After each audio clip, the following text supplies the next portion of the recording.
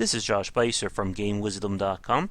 Hope you enjoy this Critical Thought, your daily discussion on game design.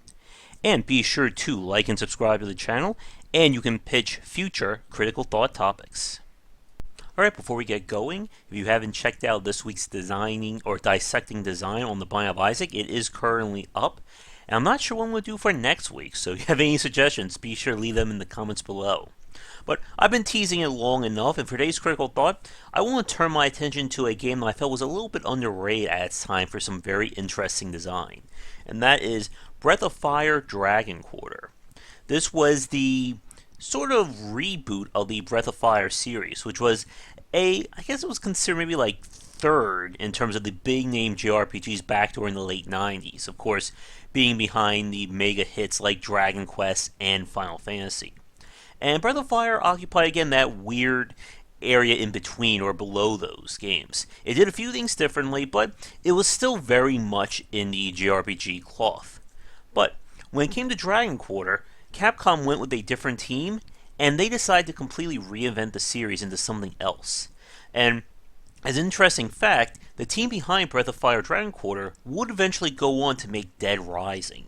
Keep that in the back of your minds, as that this game will infer a lot on what the decisions behind Dead Rising was. But when it comes to Breath of Fire Dragon Quarter, it is one of my favorite games from the PlayStation 2 era, and it really, I think, hammers home why I enjoy the JRPG focus on mechanics and systems, as opposed to the Western RPG's focus on story. And if there's ever a possibility, I would love to show you guys Resonance of Fate. I did not check this, but if that's available on PlayStation Now and we hit our first Patreon goal, I need to make a video on that game because it is insane. This is a turn-based JRPG where bullet time is a viable tactic. Take that, pen and paper games. But yeah, if you haven't seen that, definitely look that game up if you want to see just an insane take on RPG gameplay. But getting back to Breath of Fire Dragon Quarter, the game itself combined elements of roguelike and tactical strategy design while still being kept within the JRPG framework. The story, which is a complete departure from the other games, takes place, I think it's like thousands of years in the future. Humanity lives deep underground, and of course monsters have taken over. You play as that boy over there, who's part of a group of hunters who, take care of the monsters, keep the peace, etc. When he finds that mysterious blonde-haired girl, basically his life gets changed. And those two, along with her in the blue hat, basically have to go on a mission to keep her alive, the blonde-haired one. And I'm sorry, I completely forget their names off the top of my head.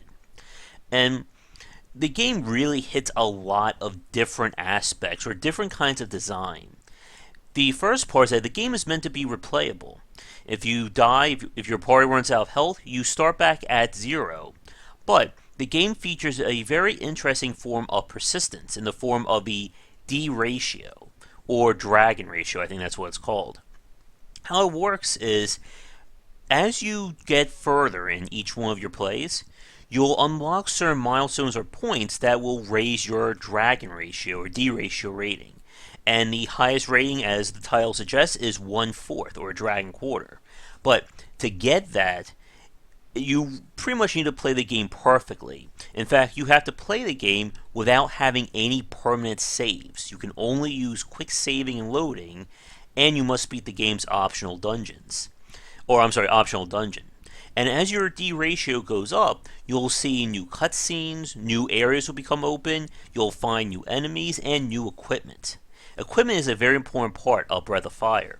One of the things that I thought was really well done about the game is that there's only 3 people in your party. Those guys right there. You will not get anyone else in the game. So what they did was, they are completely unique from one another. Ryu, I think that's his name, is the melee sword fighter. He can also get special abilities to string his attacks together, which I'll come back to that in a minute. The blonde-haired girl puts down elemental traps that if an enemy walks over it, it will stop their turn. And the girl on the end uses a gun, and she has this whole combo system where certain moves will basically proc off of other moves if you use them in the right order. It's sort of like I think one move was called like Hey You, and then if you use the spell or the skill Gotcha, it like does like additional damage or something like that. And the tactical gameplay was really unique for its time. All three party members have AP or action points, and you can basically store double of your max if you don't do anything. So if someone has 100 and you don't do any actions, you'll have 200 for the next turn. And the reason why you want to do this is you can string, the longer you string attacks together, the stronger your attacks get as you're building like a combo multiplier. And one of the things the game introduces later on is that all the bosses essentially get a damage shield. Essentially, it will absorb X amount of damage, and then they will take actual damage after that. So if the guy has a 200 attack shield, that means you must do at least 200 points of damage to then even do any damage to him whatsoever. And of course, given the challenge of the game and the fact that you technically only have one life, does raise the difficulty up. But the game introduces one of the most brilliant, I think, mechanics I've seen in an RPG or any game. The game literally, or I'm sorry, metaphorically, gives you an I win button.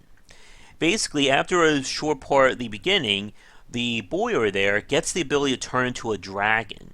And when he turns into a dragon, he becomes souped up, he gains enhanced damage, he gains infinite mobility during his turn, which is funny as hell as he just flies around. And he gets the ability to literally kill any enemy in one hit. And no, that's not hyperbole.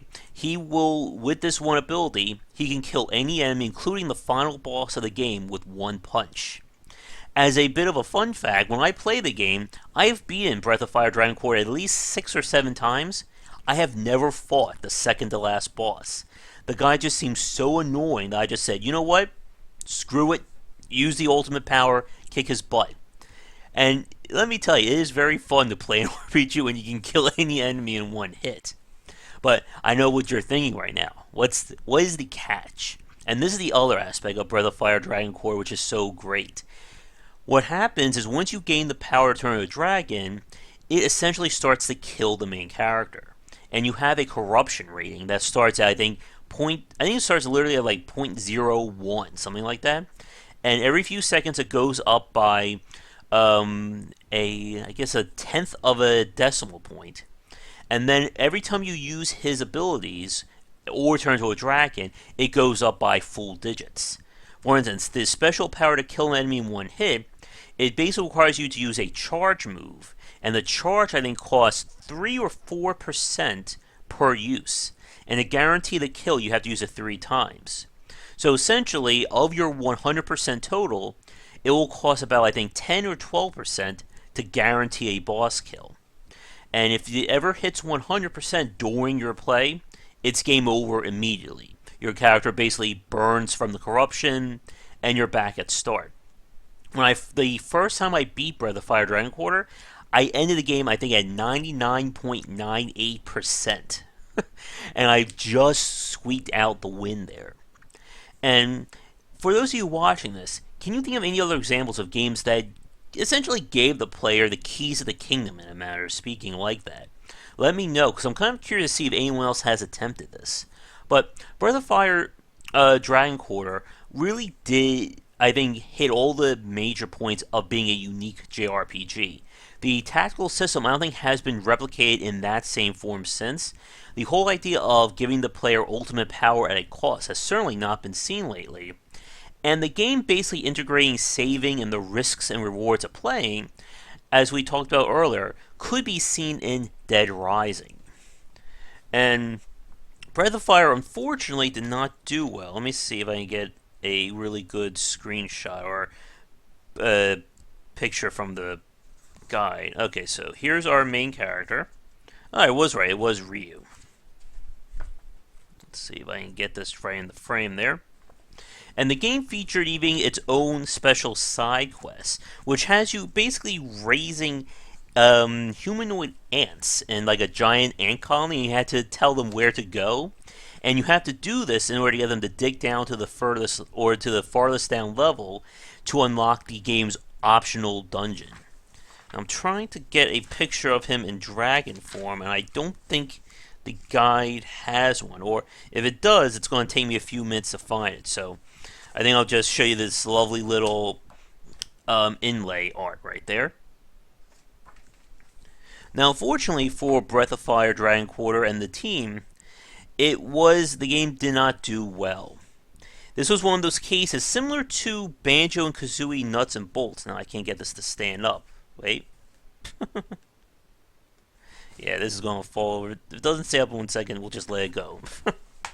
But as I was saying, the game was really compared, or it actually I say Banjo Kazooie Nuts and Bolts was compared to Breath of Fire by the fact that it was just such a clear departure from the other games in the series that a lot of people felt that the Breath of Fire elements was just like tagged on, to drive markability, instead of creating an original game with original characters.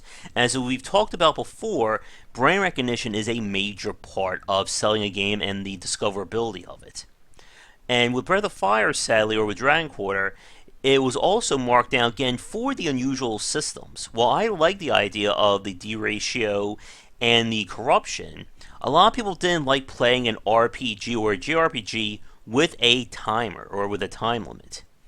And when they eventually went on to do Dead Rising, there was also similar complaints about that game's save system and the fact that you were kind of had a gun to your head in terms of the time limit of doing all the cases and such. And sadly, as it turns out, they haven't made another Breath of Fire game since. And I don't know if the original team who did Dead Rising, they're still doing it. I think it got switched to another team, but I'm not 100% sure on that. But to wrap things up for today's critical thought, when it comes to these kinds of interesting designs, it's great to see a developer try to do something different with its design, and Breath of Fire Dragon Quarter certainly fit that bill. I'm just wondering if the game would have done better or worse if it went with a different brand. Similar to what they did with Banjo and Kazooie Nuts and Bolts. Again, it was looked down on for the fact that it just was so different from the pre-existing game. Alright, let's just leave it like that. And there is certainly a discussion to be had about whether or not you can really reinvent a brand name character. That could even be its own critical thought, maybe, because the only characters who have managed to be so malleable would be someone like Mario, with Mario Party, Mario the Olympics, kart racing, etc. But when it comes to the vast majority of game characters, if you try to deviate from the character or the game's norms, it can be seen as you trying to alienate your existing fan base. But let me know what you think. And for those of you who had played Breath of Fire Dragon Quarter, what did you think of the game's design? Anyway, let's wrap things up here. Thanks again for watching today's Critical Thought. Be sure to like and subscribe if you're enjoying the content, and check back daily here and on GameWisdom.com, where we examine the art and science of games. So until tomorrow, I'm still Josh Bycer, and have a great night. Thank you so much for watching this video. If you enjoy it, be sure to like and subscribe to the channel, and of course share with your friends. It always helps out. For daily posts on all manner of game design and industry topics, check out game-wisdom.com. To support the site and everything that I do, be sure to check out the Patreon campaign. If we can hit goals, it will mean more content for everyone to enjoy, and I'll be able to support myself and my household. If you want to follow me, you can find me on Twitter at GWBycer for updates throughout the day and random thoughts from me. And lastly, you can find me on Twitch right over there at GWBycer for daily streams most nights around 10 Eastern. Thanks again for watching the video, and be sure to check out more great content coming to the Game Wisdom channel real soon.